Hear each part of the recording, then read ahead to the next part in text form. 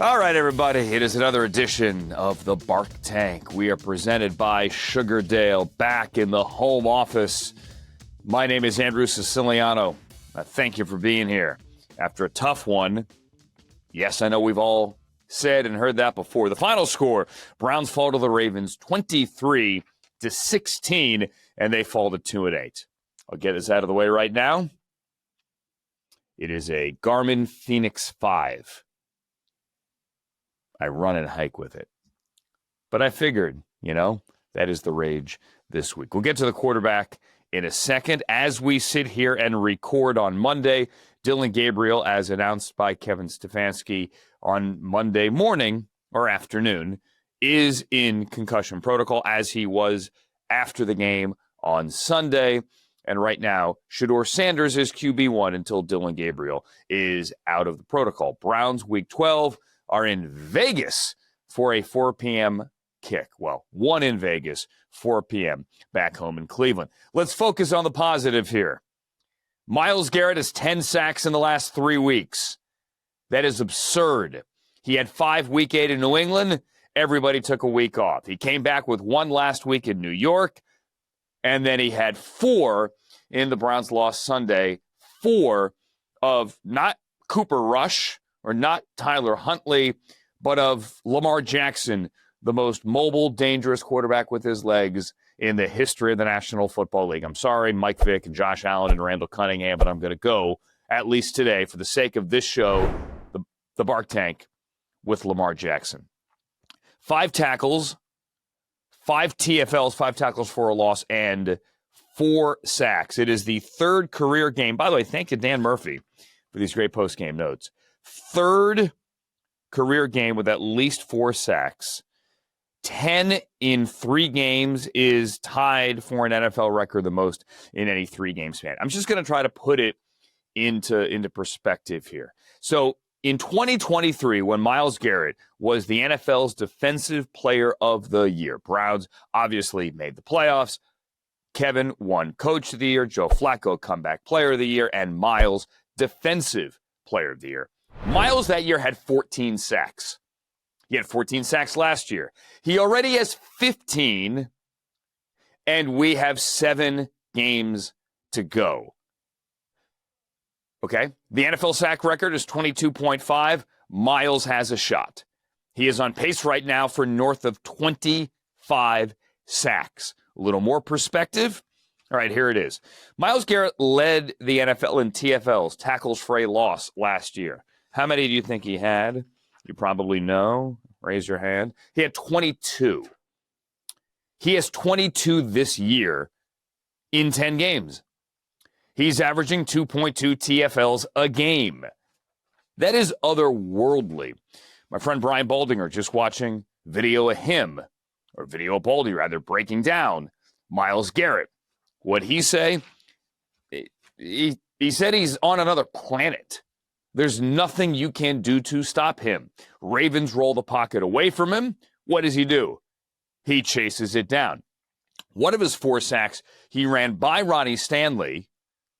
Lamar moved up in the pocket, reset, and then Myles circled back around through the trash and still got Lamar Jackson. He is a one-man wrecking crew, and we could talk all you want about how do you have only 2 wins when you have that guy, and are you wasting the season? Look, that's not the talk for now. That is off-season talk. Right now, you sit back and you say, you are witnessing greatness each and every week. He was not the only great part of the Browns' defense, and that is what makes Sunday's loss even more frustrating. And broken record here, I know, Andrew.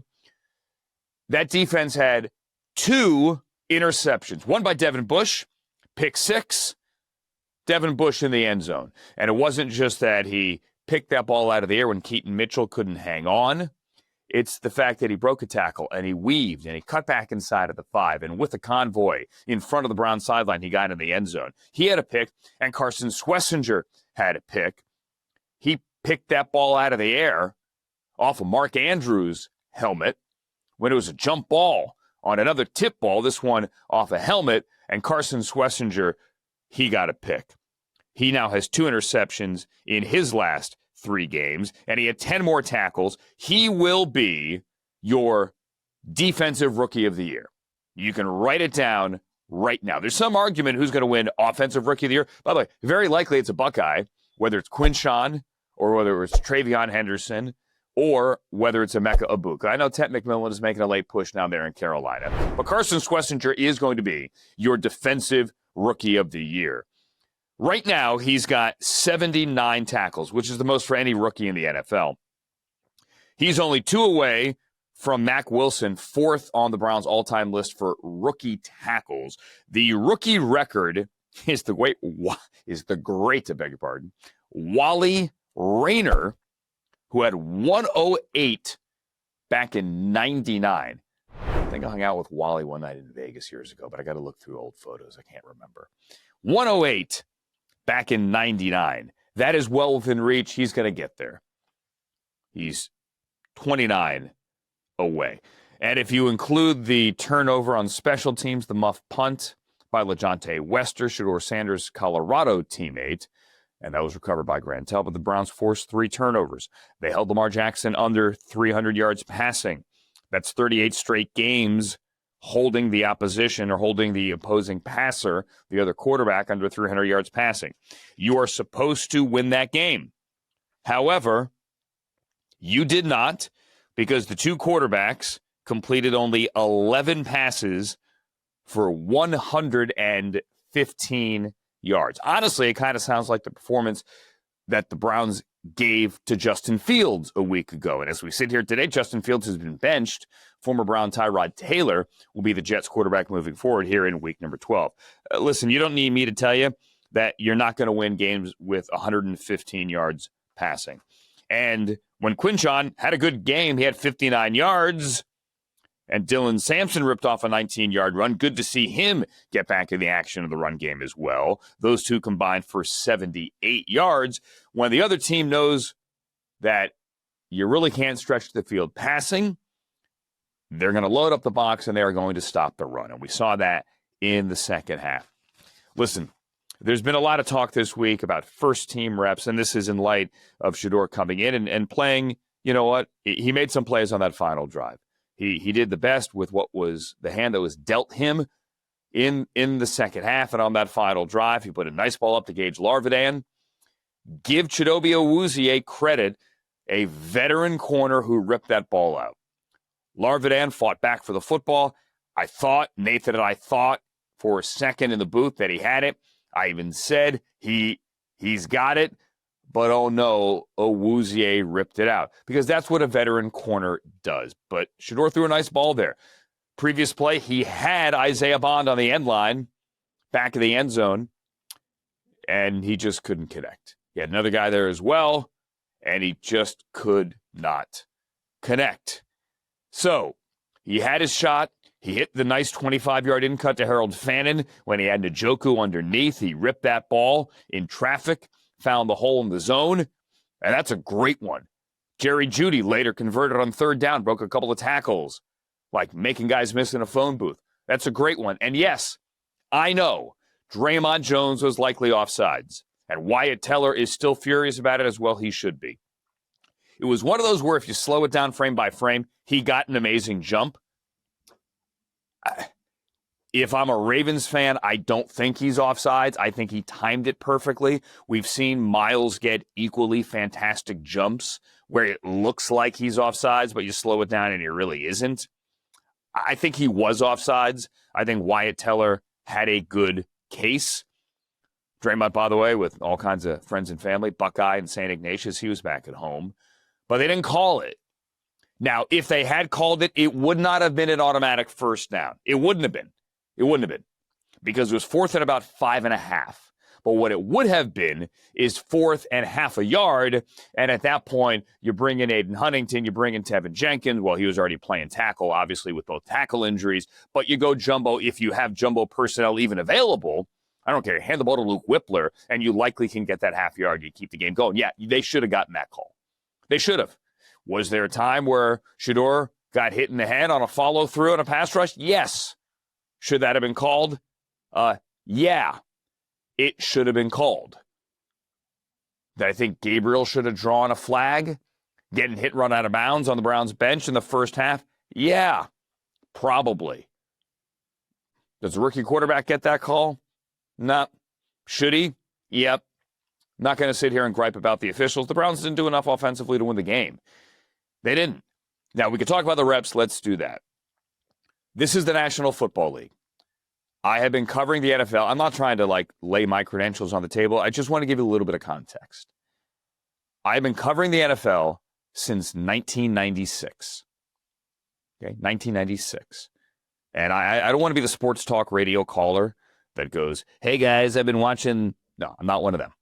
Okay, I just want to lay it out for you. In my 30 years covering this league, I can tell you that number 2 quarterbacks get next to 0 first-team reps once the regular season begins. That simply isn't how it is done. And if you don't believe me, go to Twitter today and look at guys like Luke McCown, former Brown actually, who laid that out. Chase Daniel, who laid that out. Brian Hoyer, St. Ignatius, speaking of St. Ignatius, who kind of said the same thing, former Brown. That simply isn't how the league operates. Developing the number 2 quarterback isn't a priority in any building. Now, the Browns are different because they do want to develop Shedeur, and this is unique. If you want to do some research, 2012, and I've been going through this for the last couple of months trying to find a parallel. 2012 in Washington is really the only parallel. RG of recent vintage. RG3 was a top 5 pick. He was the starter in 2012. Kirk Cousins was the 4th round pick, and he was the number 2 quarterback. And that was how they opened the season. Week number 1, Rex Grossman, the veteran who had led the Bears to the Super Bowl, at least NFC Championship, he was the emergency 3. He was inactive most weeks, including week 1. So Washington opened the season, RG3 and Cousins. But generally speaking, Kevin has made this point, and others have made it as well, rookies don't back up rookies because it is hard to develop the number 2. Well, now the Browns, obviously, and they have given Shedeur extra work after practice. We've talked about the hungry dog period, and that goes all the way back to training camp. That is not new in the regular season. He has gotten all that extra work, as have all the younger players in those extra period sessions. Clearly, when he was thrown into the game, he hadn't worked with the first team guys. It just wasn't the case. It was a crowded quarterback room in training camp. There are only so many reps to go around. If he is the guy this week, and if Dylan Gabriel doesn't come through concussion protocol, by the way, we're hoping for the best for Dylan. The concussion's scary. Let's hope he's okay. If he gets an extra week, yeah, he'll be more prepared for the next week.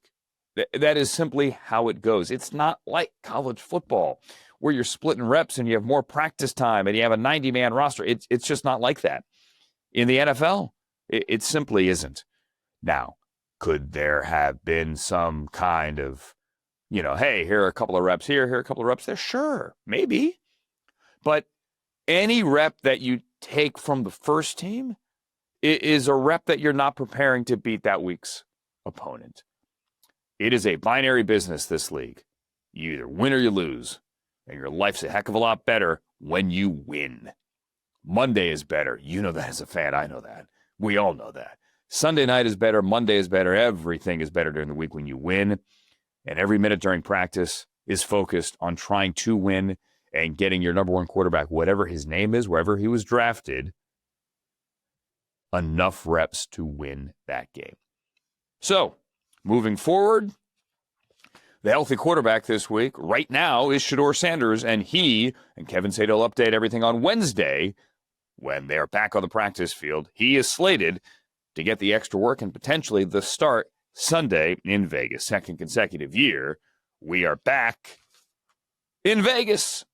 All right, this is a treat. Our special guest today in a day after, it's a losing Monday, not a victory Monday, unfortunately, edition of the Bark Tank here presented by Sugardale is none other than the top dog himself. You see him down on the field. John Doss and Nathan Zagura before the game on News 5. Hanford Dixon, how the heck are you, man? Well, I tell you like this. I could be better if we would have got a win yesterday. I would be feeling a little better. But other than that, I am feeling pretty good right now.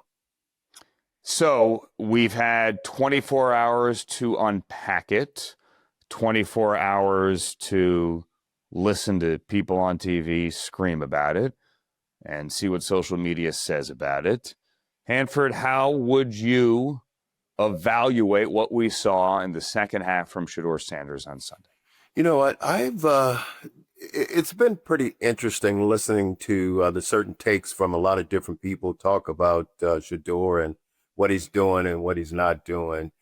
I didn't, I'm not getting too upset over this whole thing and over his performance because I understand and know the preparation and everything that goes into a week trying to get ready for a ball game, and especially a team like the Baltimore Ravens and a team that's in the same division as you are.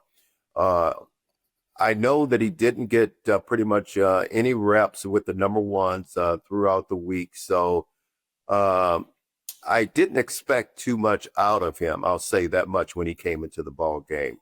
What I'm going to do is I can't wait to see him. I really think, Andrew, this kid is going to surprise us. I think he's got it. I think when I say got it, I think this kid can play. There's sure in this performance, there's some throws and some things that I guarantee he wished that he could have back. Like, for instance, he's got to understand that you can't go backwards and take those sacks that he took. He had a play, I thought, in the end zone that maybe he could have hit for a touchdown when he threw the ball high, things like that, but that's okay. I mean, this was his first game. So I am still encouraged, and I can't wait to see Shedeur play, hopefully about 2 or 3 ball games, and then I would evaluate him more then. Yeah, I'm with you. I'd love to see a full week of prep. And just so everyone is clear, as we sit here, Hanford and I are recording this on Monday. Here's what we do know. Dylan Gabriel is in concussion protocol. Kevin Stefanski said a full update on Wednesday. That's when the week of practice begins for the Raiders game, week 12, coming up at Allegiant Stadium. You can listen to the game. It is a 4 o'clock local, or 1 o'clock there in Vegas, 4 o'clock for us at home in Cleveland. Kickoff coming up on Sunday. And Kevin has said that, obviously, if Dylan can't go, and if he doesn't clear concussion protocol, then it will be Shedeur Sanders. And you'd have to think it would be a little bit different with a full week. Let's well, there's a lot of ways to go here. I want to go to that throw to Larvidan first. Uh-huh. So let's give Hanford, you as the corner here, let's give Chidobe Awuzie some credit. Because Gage came back for that football. He's not the biggest guy. He had it in his arms. That's a veteran corner doing the job and ripping the ball out, making a nice play. And absolutely. And the thing that I like, Andrew, about it was that Shedeur gave him a chance to make a play. He put the ball pretty much where the only place he could put it. And I would think 9 out of 10 times the corner is not going to make that play, but they did. But I like what Shedeur did. Like I said, he threw that ball and he threw it right in there to Levatore. And I thought he had caught it for a minute there. I was getting excited. I thought he had it. But I said he did. Yeah, like up in the booth, I'm like, the Larvin, he's got it. No, he got ripped out because 2 arms. Yeah. I think everyone thought he had it. You have to give. See, one thing we do as defensive back, especially at corners, as you know. We understand and know that those guys that we're lining up against in front of us, they're good too. These guys can play, and they're gonna win. They're gonna win some, and we're gonna win some. And even if they catch one, we got to have a short memory. But that one went to the defensive back. Yeah, it did. And let's unpack the whole thing too about the reps. I don't want to take shots at people, but there are a lot of people out there. Hanford going on and on and on about first team reps. Like if people are suggesting that NFL teams are supposed to split reps between the first and the second string quarterbacks as a matter of practice during practice, they're selling you a bill of goods. They're being disingenuous. That is not how it is done. The goal of any of the 32 head coaches in the National Football League is to prepare their starters for that game and to win the game on Sunday. In your experience, playing for Marty Schottenheimer or for anybody, Sam Bertigliano, did the second string quarterback ever get a legitimate number of reps during a week of practice, a game week? No, you're exactly right. It just doesn't happen. The starter, you have to get him ready to play the game. He's the one that's going to see all the action, and hopefully he doesn't get hurt. I mean, obviously, you didn't play for your starting quarterback to get hurt. You think he's going to finish the game and play the entire game, and he gets all the. That's why I'm not upset. Obviously, we had to put Shedeur in the game because he was a backup if something happened, something did happen. But that's why I'm not too discouraged about him, the way he played, because I understand that he didn't get the reps. And sure, he watched film. Sure, he tried to prepare himself. And they always try to prepare themselves in case something happened and then they have to go into the game. But no, that's why I want to see this kid, what happens during this week when he gets pretty much all the preparation and all the reps, and see how he plays. Certainly looks like we're heading in that direction. Two quick things here I want to hit at before we thank you for your time. You've been beyond gracious with your time. Number one, let's try to put Myles Garrett's performance, not only yesterday, 4 sacks, but the last 3 weeks, 10 sacks, or the full season, 15 sacks. In perspective, you saw some great ones. I'm trying to think of the great ones of your era. The Chris Dolmans of the world. Bruce Smith of the world. Reggie White. Yes. You guys overlapped, right? I'm trying to remember. Yes. You guys overlapped. Yes. Like, can you put into context here, Hanford, from performances that you've seen in person or of your generation, what we're witnessing? I can't. I can't. And everybody always give me a hard time because I would say something like this. You know, we had the two all-pro cornerbacks, talking about myself and Frank Minifield. Mm-hmm. But we just didn't have that dominant pass rusher. And let me tell you something, and you already know this, Myles Garrett is a dominant pass rusher. He's a guy that his motor never stops. It is constantly running. And he's so quick off the line of scrimmage, and he's got that technique down where he dips that shoulder and he can get around whoever's trying to block him. And if you have one guy on him, you can forget it. That is impossible to try to block Myles Garrett with just one guy. And here's the thing, Andrew, you know too. I mean, you're talking about a guy that he doesn't just get sacks. He makes more tackles. I'm talking about tackles for a loss. Yeah. That anyone. I mean, he's constantly doing that. And you know what that does to an offense when you're trying to, when a guy like Myles come in there and make a tackle for a loss, that's pretty much set you up for failure for those other two downs that you have left. So, but no, to answer your question, he is just an amazing talent. And you know what I call him now? Mr. Myles Garrett. Yeah, Mr. Myles Garrett. I would do that as well. And you're right about the TFLs. You know, the sack is the sexy stat, clearly. It's like the home run. But the TFLs, the double or the triple, it's the extra base hit. If I drop Derrick Henry, or if Myles Garrett drops Derrick Henry in the backfield for a 3-yard loss, that's the same as a sack. It is just as significant. It sets you back behind the chains. It is a negative play for the offense. And Myles has 22 TFLs already in 10 games. He led the league last year. He led the NFL with 22 TFLs. In 17 games, he has 22 in 10 games already this year. But let me say this real quick to cut you off. I was just getting ready to say that, but and with me saying that, I was going to ask you, am I correct with that statement saying that he? So you just verified 22 TFLs. He already has more sacks than he did in 2023 when he won the Defensive Player of the Year. Andrew, let me tell you this: how corners are just so grateful for a guy like Myles Garrett, and not just Myles. I mean, Myles is just the whole defensive line, right? All those guys are playing at a high level right now. But as defensive backs and as corners, you understand and know that the quarterback is not going to have a lot of time to throw that football. So that's why it's so important to get up on the line of scrimmage like our corners do. They bump and run, knowing with the mindset saying, hey, once a quarterback look over here and he see that guy tied up, he can't stay on this guy. He's got to go somewhere else. But he's not going to have time because our guys are putting the rush. And you got to give our defense a lot of credit, because I hear you talking about them all the time. They are just playing out of their mind right now. Yeah, and both of those interceptions on Sunday came when Lamar Jackson, you'd have to think because of the pass rush, the play call was to get the ball out quickly. Yeah. One was a screen away from Myles. Yeah. And obviously Keaton Mitchell couldn't get it cleanly, and Devin Bush got the pick six. The other hit a helmet at the line, I believe, and Schlesinger won the jump ball. The other reason I wanted to really have you on today, Hanford, is to just talk about Bernie. And we are so happy as we're sitting here on Monday night to tell everyone that Bernie is through surgery. He got his liver transplant. He was able to go on social media and post a video. He's awake, he's lucid, and he is on the road to recovery.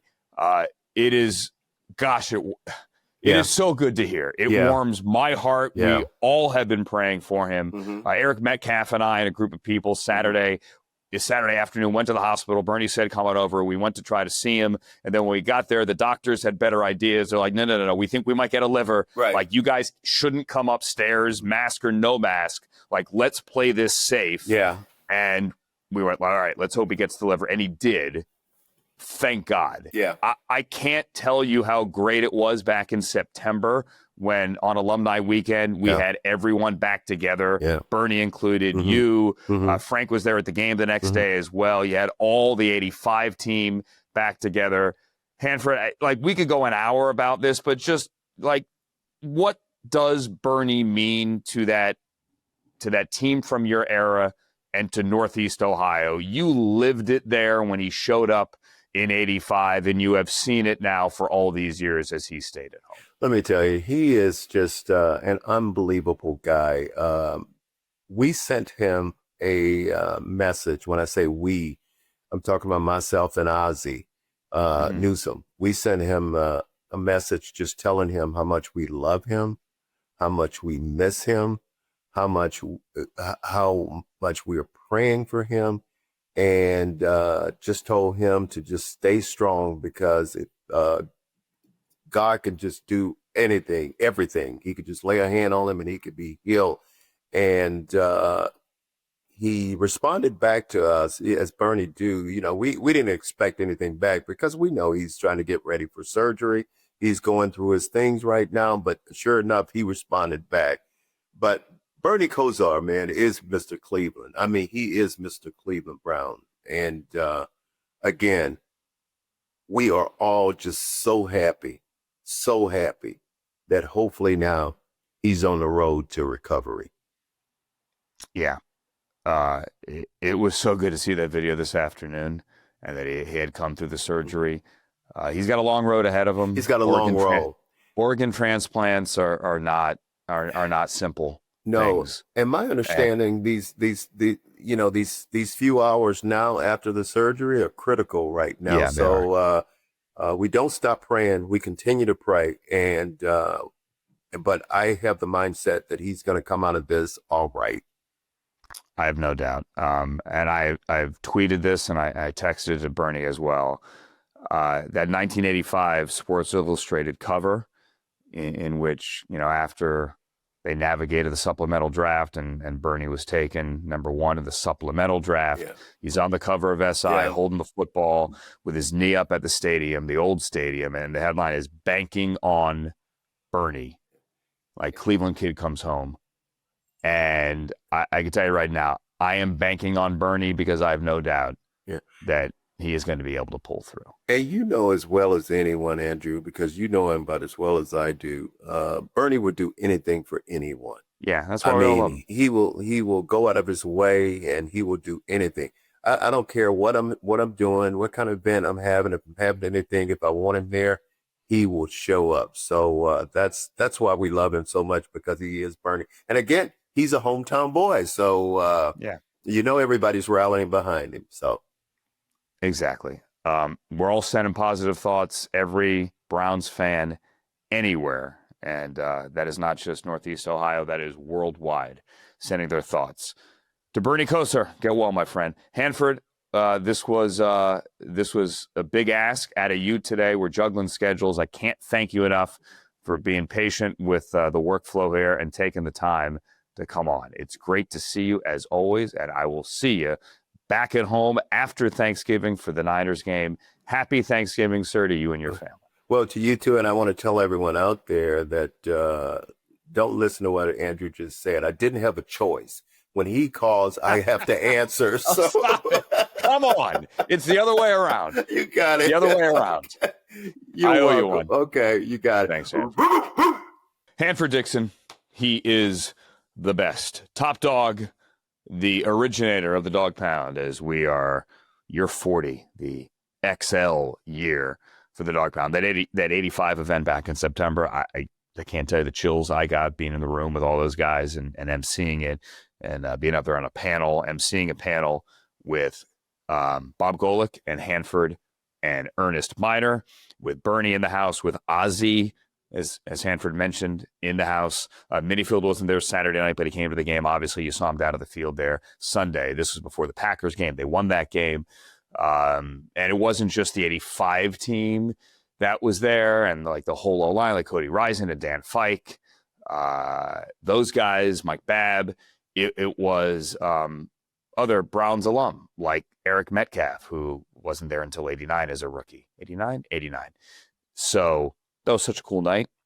Beyond cool. Like, how cool is it that Ozzie came in? Ravens had a game the next day. Ozzie came in for that, and Bernie was there as well. Time to do What's Sizzlin' as we go around the AFC North, beg your pardon, presented to you by Sugardale. The news out of Cincinnati, not good for the Bengals after they lost to the Steelers on Sunday. They split with Pittsburgh 1-1 because Jamar Chase is now suspended for a game for spitting on Jalen Ramsey, who was ejected for punching Jamar Chase. And then Chase said, I didn't spit, but now in a very Seinfeldian turn of events, there was a magic loogie. There is a very clear video of Chase spitting on Ramsey. And as we sit here Monday, he is appealing, but he is going to be suspended for the Bengals' next game. Not good at all. They play New England. And if they lose, they fall to 3-8. And is Joe Burrow really going to come back on Thanksgiving? Can you look him in the eye and say, it's not worth it? He's the face of the franchise. Stay tuned on that one. Meantime, in Pittsburgh, the Steelers are dealing with a left wrist injury, a small broken bone in that wrist for Aaron Rodgers. He wants to battle through and play as we record on Monday night. His status for Week 12 and maybe even Week 13 is very much up in the air. And your Baltimore Ravens, not yours, I'm kidding. The Ravens are only one game back now of the Steelers. They have 5 wins. Pittsburgh has 6 wins, and that is your AFC North. The Browns still have another game against the Steelers. They have now lost 2 to the Ravens, and Week 18, we will be in Cincinnati in the first week of 2026, amazingly, to wrap it up. And right now, maybe a week ago, you thought that game may really mean something for the Bengals, but maybe not anymore. But it looks like you will have Joe Burrow back. 4:05 is our kick time. Back at home in Cleveland for Week 12. The Browns and the Raiders, 1:05 at Allegiant Stadium. If you are going on the road to Vegas, Browns heading there for the second consecutive year, hopefully this year with a different result. Regardless, it'll have a different starting quarterback. Last year, that was a Deshaun Watson game. There was a hold in that game that it was a bad call that took back a Watson to Amari Cooper touchdown. Then obviously the 4th down turnover on downs in the red zone and plus territory when the Browns had a chance. Hopefully different this time. If you're in Vegas, don't forget there's an F1 race on Saturday evening.